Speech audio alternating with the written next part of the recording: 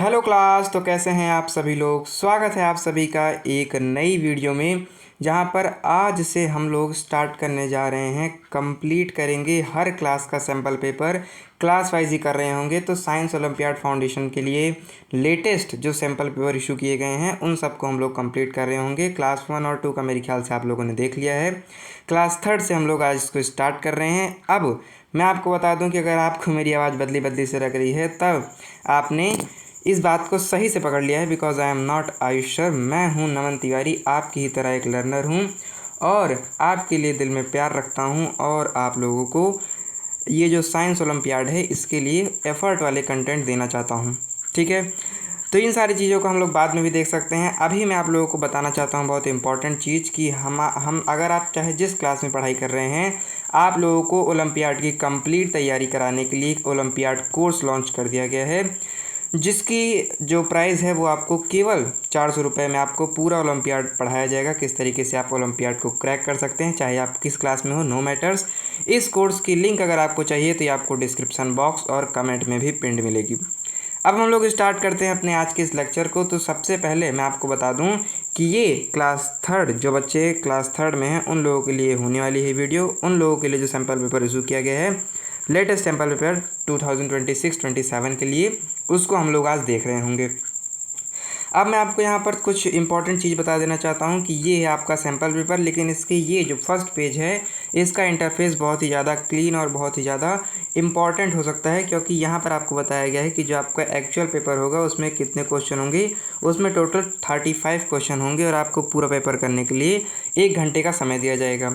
अब पैटर्न और marking scheme की बात करूँ तो ये जो आपका जनरल अवेयरनेस है, इसके अंदर जो क्वेश्चन होंगे वो कितने होंगे, वो होंगे आपके 20 क्वेश्चन, यानी 20 क्वेश्चन आपके जनरल अवेयरनेस से आएंगे। 5 क्वेश्चन आपके करंट अफेयर्स से आएंगे, यानी उस समय पर जो चल रहा होगा वहाँ से आ रहे होंगे। लाइफ स्किल से भी आपके 5 क्वेश्चन आएंगे और अचीवर सेक्शन के अंदर 5 सेक्शन आएंगे। अचीवर सेक्शन बेसिकली वो सेक्शन होता है जिसके अंदर जो क्वेश्चंस होते हैं वो थोड़ी आपके क्लास से हार्ड लेवल के होते हैं। ठीक है, कॉन्सेप्ट आपकी क्लास का यूज़ किया जाएगा, लेकिन उस क्वेश्चन का जो मीडियम होगा वो थोड़ा हार्ड होगा। अब मैं आपको एक एक क्वेश्चन का मार्क्स बता दूं तो जो जनरल अवेयरनेस से 20 क्वेश्चन आएंगे, उसमें हर एक क्वेश्चन 1 नंबर का होगा। करंट अफेयर से जो आपके 5 क्वेश्चन आने वाले हैं उसमें भी हर क्वेश्चन 1 नंबर का होगा। लाइफ स्किल में भी हर क्वेश्चन 1 नंबर का होगा, लेकिन ध्यान दीजिएगा कि अचीवर सेक्शन में आपका जो हर क्वेश्चन होंगे वो 2-2 नंबर के होंगे। यानी अगर आप एक क्वेश्चन सही करते हैं तो आपको 2 नंबर मिलेगा और 2 क्वेश्चन सही कर लोगे तो आपको 4 नंबर मिल जाएगा। अब मैं आपको सिलेबस के बारे में बता देना चाहता हूं। तो आपकी क्लास में जो कई सारे चैप्टर्स हैं वहीं से भी आ रखा है। Me and my surrounding, plant and animals, India and the world, science and technology, language and literature, earth and its environment, transport and communication, sports, maths, fun, life skill यानी जिसके अंदर moral values, team work, environmental sensitivity, communication, leadership, time management इत्यादि पूछा जाता है। और current affairs से और डेवलपमेंट से आपको क्वेश्चन आएंगे। तो ये हो गया आपका पूरा का पूरा पैटर्न, मार्किंग स्कीम और इसके अंदर सिलेबस क्या क्या पूछा जाएगा वो सब मैंने आपको बता दिया। अब हम लोग इसके क्वेश्चन को स्टार्ट करते हैं, जिसमें मैं आपको ये बता देना चाहता हूँ कि चूँकि ये मैं आपको एग्जैक्ट पेपर तो करा नहीं रहा हूँ, मैं आपको करा रहा हूँ इसके द्वारा जो इशू किया गया है सैम्पल पेपर। तो सैम्पल पेपर के अंदर आपको केवल 10 क्वेश्चन ही दिए गए हैं, तो हम इस क्लास में भी 10 ही क्वेश्चन कर रहे होंगे। स्टार्ट करता हूँ पहले क्वेश्चन से। बहुत ही ज़्यादा आसान क्वेश्चन है, जिसके अंदर आपको क्या दे रखा है, आपको दे रखा है कि the special sweet dish shown in the picture is associated with which of the following famous Indian festival। यानी आपको नीचे एक पिक्चर दी गई है, आपको नीचे एक तस्वीर दे रखी है, जिस तस्वीर के अंदर आपको क्या दे रखा है, ये तीन क्या दे रखे हैं, आपको फूड की डिश दे रखी है, जिसको वास्तव में क्या कहते हैं, जिसको वास्तव में मोदक कहते हैं, इसको मोदक कहते हैं। क्वेश्चन में पूछ रखा है कि किस इंडियन फेस्टिवल से ये चीज़ एसोसिएटेड है। तो अगर आप लोगों ने बाल गणेशा देखा हो, जो कार्टून है, भाई बच्चे हो तो कार्टून तो देखना ही चाहिए और ज़रूर देखो। तो बाल गणेशा में जो हमारे गणेश भगवान हैं वो माता पार्वती से हर बात पर क्या मांगते हैं कि माता जी लाओ मोदक ला कर दो मुझको। तो आपको ये समझ में आ जाना चाहिए कि जब गणेश जी को फेवरेट है मोदक, तो हम लोग मोदक को गणेश जी को उनके फेस्टिवल पर ही दे रहे होंगे। तो होली में गणेश जी का कोई काम नहीं है, दुर्गा पूजा में तो माँ दुर्गा का काम है, बैसाखी में भी कोई भगवान का काम नहीं है। तो गणेश जी का काम तो गणेश चतुर्थी में आता है। इसका मतलब ऑप्शन नंबर जो थर्ड है, ऑप्शन नंबर जो थर्ड है ये आपका सही हो जाएगा। ठीक है, क्यों? क्योंकि मोदक हमारे गणेश जी को पसंद है और गणेश जी का फेस्टिवल क्या है? गणेश चतुर्थी है। ओके, अब हम लोग आ जाते हैं अपने नेक्स्ट क्वेश्चन में। दूसरे क्वेश्चन में आपको कह रहा है कि which of the following is not a union territory. तो मैं आपको बता दूं इंडिया के अंदर क्या है, इंडिया के अंदर दो चीज़ों में एरिया डिवाइड है। एक है आपका स्टेट्स, स्टेट्स यानी राज्य, स्टेट्स है एक, तो एक है आपके स्टेट्स और दूसरे हैं आपके क्या, दूसरे हैं आपके यूटी यानी यूनियन टेरिटरी। तो हमारे भारत के अंदर कुछ स्टेट्स हैं और कुछ क्या हैं, यूनियन टेरिटरी हैं। तो अब मैं आपको यहाँ पर बता देना चाहता हूँ कि यहाँ पर आपको क्वेश्चन में कह रहा है कि which of the following is not a union territory. इन्होंने भी इसको कैपिटल में कर रखा है, हमको भी अपने दिमाग में इसको बिठा लेना है कि जिस क्वेश्चन में नॉट बोल दे उसको तो बहुत ही ज़्यादा दिमाग से देखना है। तो इसमें से आपसे कह रहा है कि कौन सा यूनियन टेरिटरी भारत का नहीं है, तो ऑप्शन में आ जाओ।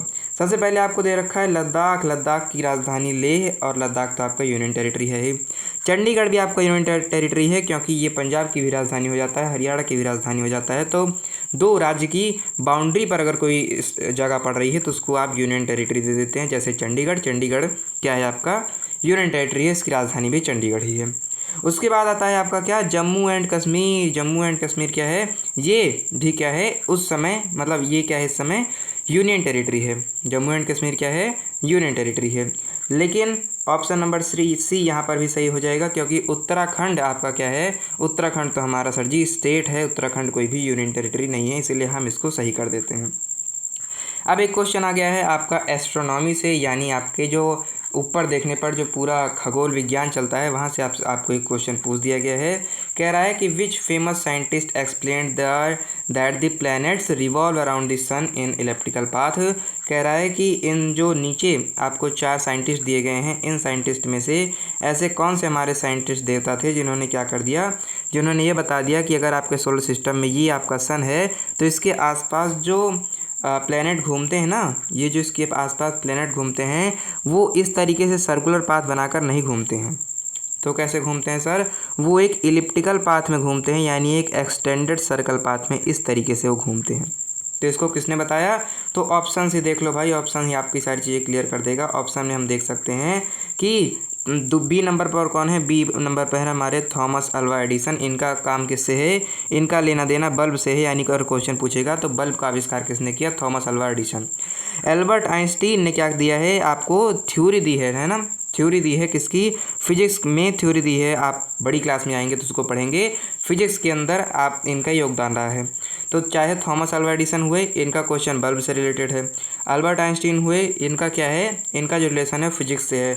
गैलीलियो गैलीली का भी क्या है, इनका भी रिलेशन फिजिक्स से है। तो जोहानस केपलर जो आपके हैं, इन्होंने अपना केपलर का नियम दिया है, केपलर का सिद्धांत दिया है और इन्होंने एक्सप्लेन किया है कि क्या करते हैं जो आपके सारे जो प्लैनेट होते हैं वो सन के अराउंड इलिप्टिकल पाथ में, इस एक्सटेंडेड सर्कल पाथ में उसके क्या करते हैं, उसकी परिक्रमा करते हैं। तो आपका इसमें सही ऑप्शन क्या हो जाएगा, सही ऑप्शन हो जाएगा जोहानस केपलर। अगला क्वेश्चन है क्वेश्चन नंबर 4, जहाँ पर आपसे कहा गया है कि which punctuation mark is use to indicate position और कॉन्ट्रैक्शन। अब आपको ये समझ में आना चाहिए कि पोजीशन और कॉन्ट्रैक्शन का मतलब क्या है। पोजीशन और कॉन्ट्रैक्शन का मतलब है अधिकार, इसका मतलब क्या है, अधिकार। ठीक है, जैसे अगर आपके पास कोई खिलौना है तो आपके पास उस खिलौने का अधिकार है आपके पास। ठीक है, अगर किसी को खिलौना लेना है तो अच्छा बच्चा होगा तो आपसे पूछेगा कि क्या बंटी बबलू मैं तुमसे ये खिलौना ले सकता हूँ कि नहीं ले सकता, तो आपके पास उस खिलौने का अधिकार है। तो ये आपको समझ में आना चाहिए कि आपने अगर के देख रखा है कि इस बुक के पन्ने है ना, अगर हमें लिखना है कि इस बुक के पन्ने, तो मैं क्या लिखूँगा कि इस बुक के पन्ने यानी बुक्स पेज है ना, मैं ये लिख दूंगा बुक्स पेज। तो बुक्स पेज में आप क्या देखते हैं कि बुक्स के पन्ने यानी जो पन्ने हैं इनका अधिकार किसके पास है, बुक्स के पास है। तो इस अधिकार को दिखाने के लिए हमने किस साइन का यूज़ किया है, इस अधिकार को दिखाने के लिए हमने ये एक उल्टा कॉमा यूज़ किया है। इस उल्टे कॉमे को अच्छी भाषा में क्या कहते हैं, एपोस्ट्रॉफी कहते हैं। तो फोर्थ का आंसर सी सही हो जाएगा। 5th नंबर पर बात करें तो if you are facing the west direction and turn 180 degree clockwise then which direction are you facing now. आपको यहाँ पर ये समझना चाहिए कि अगर मैं किसी भी मैप की बात करूँ, ये मान लीजिए एक मैप है, तो इस मैप के अंदर जो डायरेक्शन होती हैं वो दूसरी तरीके से चलती हैं, इसमें आपको पता होना चाहिए कि सामने की साइड पर क्या होता है, नॉर्थ होता है, तो नॉर्थ का अपोजिट क्या हो जाएगा, साउथ हो जाएगा। इस साइड पर क्या होता है, ईस्ट होता है, तो इस साइड पर क्या हो जाएगा, वेस्ट हो जाएगा। तो कह रहे हैं कि मान लीजिए आपकी जो मुंडी है, आपकी जो सर है वो किस साइड पर है, वो आपका वेस्ट साइड पर है। वो हमने सर जी किस साइड पर कर दिया है, उसको हमने भैया वेस्ट साइड पर कर दिया है, यानी हमने इधर कर दिया है, इधर के साइड।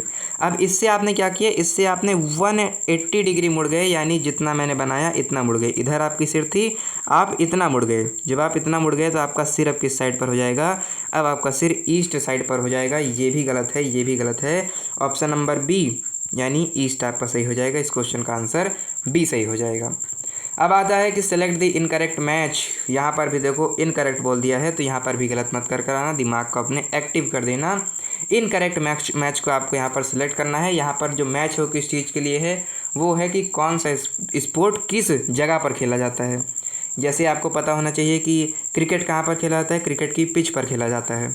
अब कहेंगे सर जी हमारा वाला क्रिकेट तो हमारी गली में खेला जाता है, लेकिन मैं प्रोफेशनल क्रिकेट की बात कर रहा हूँ। तो यहाँ पर आप देखते हैं कि ऑप्शन नंबर 1 क्या कह रहा है, ये कह रहा है कि बास्केटबॉल कोर्ट में खेला जाता है। तो जी हाँ, हमने हर बार यहाँ पर सुना है कि बास्केटबॉल कोर्ट में ये हो गया, बास्केटबॉल कोर्ट में वो हो गया, यानी बास्केटबॉल तो उसके कोर्ट में खेला जाता है। जो गोल्फ है, गोल्फ भी कहाँ खेला जाता है, उसके कोर्ट्स में खेला जाता है। उसके बाद जो आइस हॉकी है, ये पिच पर खेली जाती है। कौन कह दिया भाई आइस हॉकी पिच पर खेली जाती है, इसीलिए ये क्या हो गया, ये आपका इनकरेक्ट पेयर हो गया। यानी चूँकि ये इनकरेक्ट है इसीलिए करेक्ट है। हाँ, ये बोलने में भी बहुत अच्छा लगता है।